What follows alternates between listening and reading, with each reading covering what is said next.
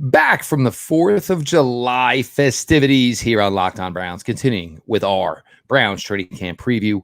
We will talk about the best running back in the NFL and the rest of the Cleveland Browns running back room on today's Locked On Browns. You are Locked On Browns, your daily Cleveland Browns podcast. Part of the Locked On Podcast Network. Your team every day.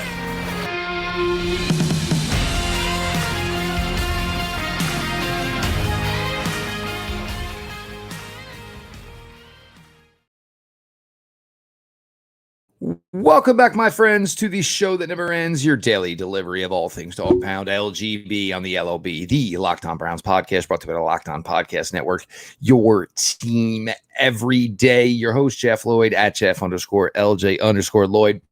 7th season now of Cleveland Browns coverage here on Locked On Browns. Could not be more thankful to everybody who makes this show what it is. And that comes down to the everydayers, the folks that are here every single day who make Locked On Browns their first listen. My suggestion is to become more. Join the everyday crowd. Make sure you subscribe to the Locked On Browns podcast on the YouTube channel. Notifications on, so when the content drops, you guys are all there to absorb it. Of course, audio-wise, Locked On Browns, always available, always free, wherever you get your podcasts. We continue here with the training camp preview series. You may see, obviously, segment 1, segment 2, segment 3, and the new sidebar here as we up everything here, get all nice and pretty for what should be a fantastic 2023 season for your Cleveland Browns. Make no mistake about it, and I wasn't joking around in the opening. The Cleveland Browns, and you can go by PFF, you can go by plenty of people who just dissect film. The best running back in the NFL currently resides in Cleveland and plays for your Browns. That is Nick Chubb, the Browns' former second-round draft choice in 2018. Baker Mayfield, Denzel Ward, of course, Nick Chubb. We won't mention about a certain offensive lineman that went a few picks before him, who I do believe is now a Carolina Panther. But Nick Chubb has been everything the Cleveland Browns could have ever hoped for. The player that he is, the production that he gives you, the way he carries himself. He is a franchise stalwart. I don't believe, there will be many running backs mentioned after Jim Brown, ahead of Nick Chubb when we look back, when Nick Chubb's time here with the Cleveland Browns is over. He has been a special talent. He has been a special player. His work ethic, his attention to detail. We see all the videos of, the off-season work. We see the type of player that Nick is in practice. We're talking about, now, this is where it gets kind of funny. A player like Nick Chubb and what he gives this team week in and week out. You normally would talk about a player who is maybe a guy who takes a few reps on Thursday, or maybe a guy who just shows up on Friday. Nick Chubb does everything that is required of a guy that is not a star in the NFL, a guy who would, be, what you expect of undrafted free agents.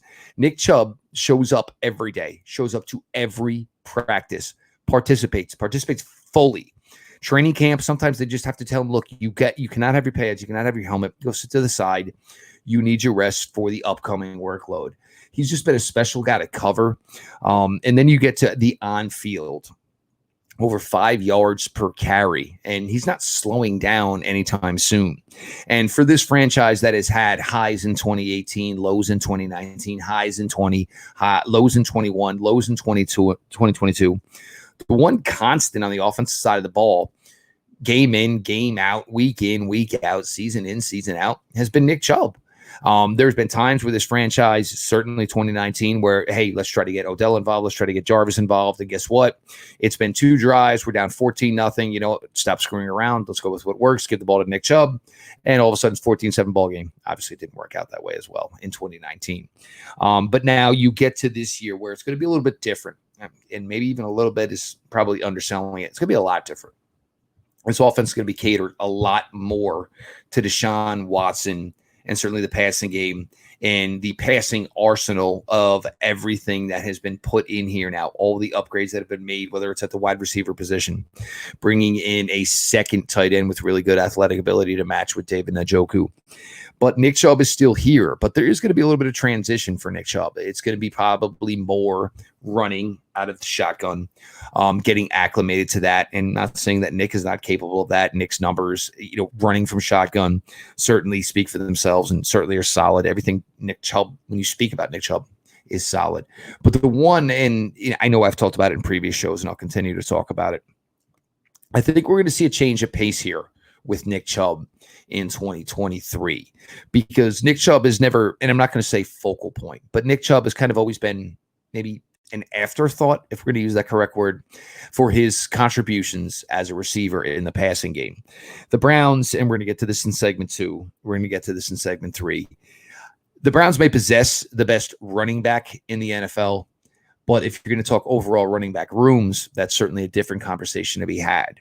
And the key for this, and the key for longevity for the Cleveland Browns season, which means playing well into January, hopefully playing February 11th, and I won't say it, but if you want to Google the date, you know what February 11th, 2024 is. The key might be to understand that you don't put too much on Nick's plate. You want him to be just as strong in January and possibly February as he is week 1 in September and October. And one of the biggest advantages the Cleveland Browns can do to keep Nick fresh in that capacity is to start to use Nick a little bit more in the passing game. The receivers, all when they're on the field, they're going to be guys that have to be accounted for. David Njoku is going to have to be accounted for. So you could create a lot of one-on-one matchups where a linebacker is trying to cover Nick Chubb. I will take that 9.999 out of 10 times. If they can't tackle him when he's got the ball in his hands, why would they be able to defend him if he's running routes, Texas routes, speed outs, all of these types of things that you can do? Plus all of the, special sauce you can do with a player like Elijah Moore, the jet motion, the circling around the backfield motion, all of these things which can, create the thought that something's coming bigger than it truly is, which could be simply a screen to Nick Chubb, which could be, Nick Chubb running a choice route, running up to the linebacker, seeing whether it's, inside, outside. I think we'll see the best statistical season of Nick Chubb's career to this point as a receiver in 2023. I think he's capable of it. He hasn't been used enough, and he's gradually made improvements in this area. I remember 2021, Nick was 20 yards down the field, standing at the sidelines. Baker, to his credit, threw a fantastic ball, and you got Nick Chubb fully extended, toe tap, boom, big reception, move the sticks. The ability is there. The Browns just never really, I don't want to say have the need, because, in 2 years in a row when you haven't made the playoffs, you can't say, haven't had the need. But this may be an opportunity where they, as they shift more to what is more comfortable for Deshaun Watson, it could be something that benefits Nick Chubb. Look, you're going to take a lot fewer hits on, short passing routes than you do trying to go between, 330-pound defensive tackles up the middle, or, when the offensive line hasn't performed as well, where Nick Chubb is running for his life, with guys meeting him 3-4 yards in the backfield, and he's got to do everything he can just to create a zero gain, which turns out looks to be an impressive run on his part. Nick Chubb, to say he's the heart and soul of the Browns on the offensive side of the ball, we don't want that to be the case going further, because when you have the investment you do in the quarterback in Deshaun Watson, you need him to be the heart and soul of the offense. But Nick has been the heart and soul of this offense for a long, long time, and he has already ingratiated himself here in Cleveland Browns lore, and that is never going to change. Nick Chubb, king of the hill, everybody else just looking up at him. We're going to switch it up. We're going to get to segment 2 here, talk a little bit about what the understudy role will be for Nick Chubb, under Nick Chubb, I should say, here in 2023, and maybe who will fill that role. Is he here, or are we still maybe waiting on that person to appear? Jeff Lloyd, Locked On Browns. Appreciate every single one of you for being along for the ride. FanDuel and full baseball season, as you guys know, but we got something really cool for you new at FanDuel. FanDuel, you can take your first swing at betting Major League Baseball on FanDuel and get 10 times your first bet amount in bonus bets, up to $200. That's right. Just bet $20 and you'll land $200 in bonus bets, win or lose. That's $200 you can spend betting everything from the money line to the over, under, to who you think is going to hit the first home run. Pete Alonso. That's always the answer.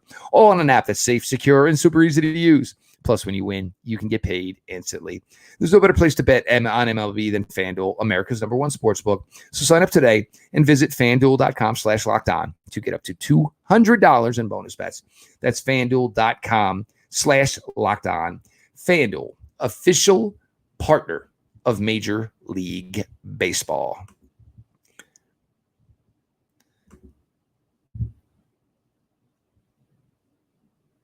I am your host, Jeff Lloyd, your latest Locked On Browns. Appreciate everybody who makes Locked On Browns their first listen every single day, whether it's here on YouTube or, of course, anywhere else. Make sure you subscribe to the Locked On Browns YouTube channel, notifications on. Audio-wise, Locked On Browns is always available, always free, wherever you get your podcasts. Now, we talk about the greatness of Nick Chubb, and obviously, I don't think anybody's fooled by it. I think we all are in agreement about it. It's funny with Browns fans. There can always be arguments on anything related to the Cleveland Browns. But when it comes to Nick Chubb, those conversations, they just don't happen. Those debates don't happen. Those arguments don't happen. Now, 2 years straight, obviously 2 years ago, and before that, Kareem Hunt, long time had been here. Dearness Johnson became a player for the Cleveland Browns in 2021. They became an afterthought in 2022. The Browns just had too many running backs, and for a team that was playing from behind a lot, having that many running backs, there was no way to get everybody involved. But now the Browns are in a little bit of a polar opposite, where they had a number 2 running back that they had faith in, a number 3 running back that they had faith in.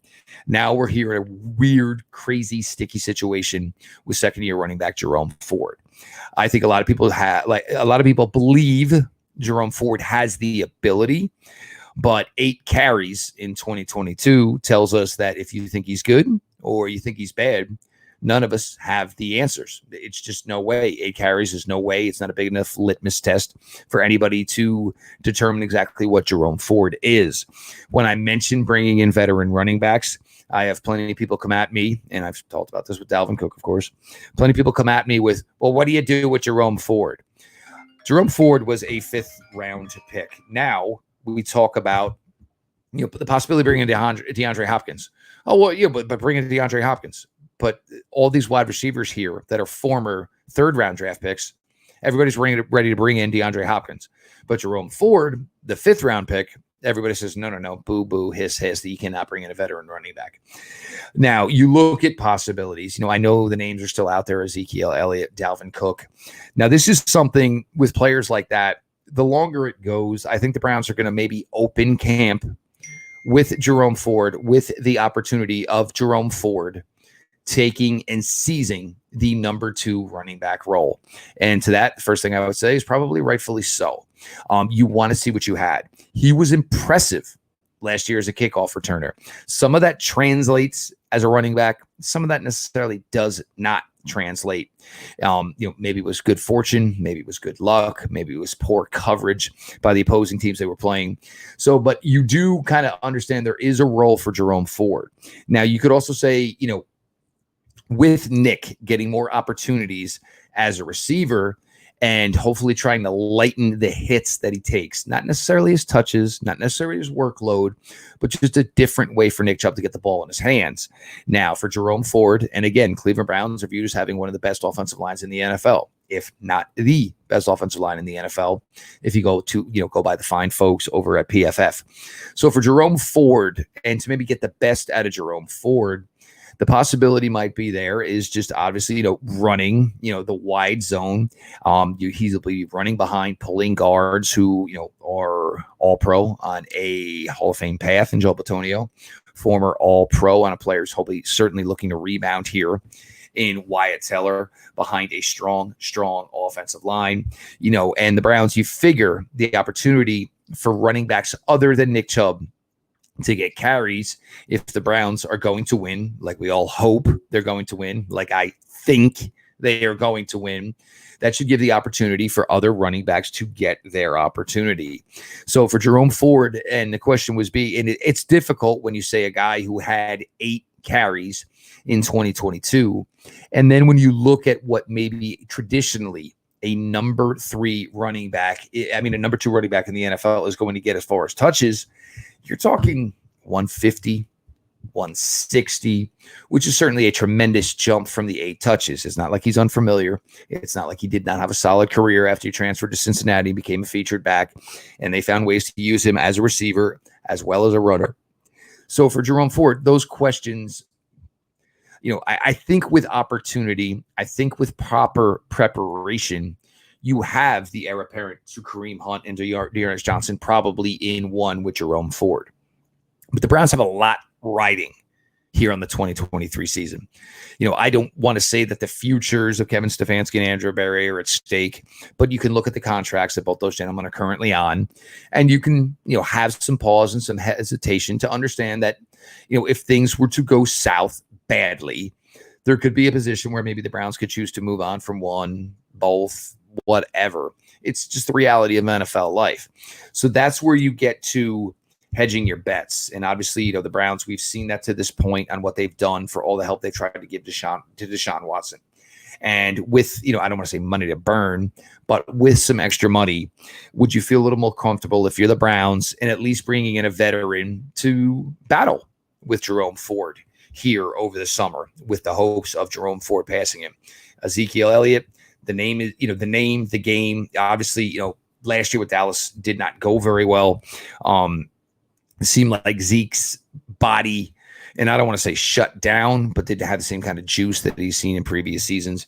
Dalvin Cook, I'm not going to stop talking about it till Dalvin Cook is playing for somebody else. I think this is a guy that would fit in tremendously with this team, knows the system, has former teammates here, can contribute, obviously proven as a receiver, as a runner. His best career receiving numbers, dwarf numbers that Nick Chubb has put up as a receiver. So the transition would be easy. You look at what else is in that room, and we'll get to that in segment 3. There's not a lot. There's definitely not a lot. There's some hope maybe, but you have some question marks. And if you were to bring in a veteran running back, there could be a role for said veteran running back. Again, if the Browns are going to win a lot of games, you're going to hopefully want to get Nick out of games early, close these games out. You could do it with a Jerome Ford. You could do it with an Ezekiel Elliott. You can certainly do it with a Dalvin Cook. There are guys you could bring in to contribute and be part of this. So it's going to be very, very interesting the way the number 2 running backs, works out for the Browns. I know from, folks I've spoken to, Browns related, the hopes and prayers are that Jerome Ford just takes the opportunity, seizes it, controls it, and never gives it up. And I can truly understand that. But for a team that has been so smart as far as adding not just Elijah Moore, just Cedric Tillman, also Marquise Goodwin, adding all of that to the wide receiver room, a team that did all the work they did on the defensive line and then still going out after the draft and bringing in Zadarius Smith. I find it difficult to believe that the Cleveland Browns come July 22nd are going to go into training camp without bringing in at least one established name to the running back room. And look, we all know what the thoughts are. We hope it's Chubb. We hope it's Ford. But I still think the Browns, the way they've been doubling down and tripling down on a lot of these positional rooms, I have a hard time believing they're not going to do the same thing at the running back position. Headed into training camp, certainly headed into August, because remember, Browns are going to start a little bit earlier this year, July 22nd, the Greenbrier in West Virginia, as the Browns get amped up, start to get things going with the extra preseason game, and of course, the Hall of Fame game, all part of Hall of Fame weekend, honoring the great number 73, Joe Thomas. I am Jeff Lloyd, your host here at Locked On Browns. I appreciate everybody for being along for the ride. We'll get to segment 3 here in a minute, talking about the rest of the Browns room, see the way that all possibly shakes out.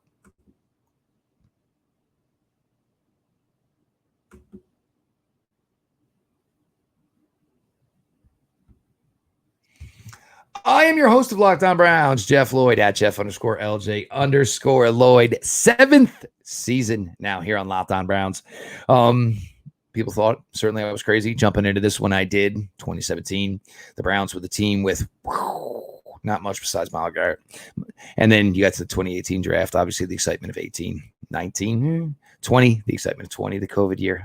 Such a fun time. And now a team here in 2023 with a lot. I mean, you want to talk about all in. This team is all in here in 2023 with the Cleveland Browns hoping to, find a way for a lengthy playoff run here in 2023. We've been focusing on the running backs here in this training camp preview edition, I should say. If you have not gotten to the tight end one about David Njoku, obviously, of course, Bryant, and of course Jordan Akins, and the future of the Cleveland Browns room. Make sure you check that one out here. We're going to keep spilling these out here, over the next coming weeks here. We're going to hit every position on offense. We're going to hit every position on the defensive side of the ball. You look at the remainder of this Browns running back room currently. Now, third year, and it always feels weird. What do you label Demetric Felton? Is he a running back? Is he a wide receiver? 1 year he's this, 1 month he's that. But Demetric Felton, probably, I would say, your number 3 running back to this point. What we know from Demetric Felton is a guy who can contribute as a receiver. The Browns, former 6th-round pick, obviously, of Andrew Berry's.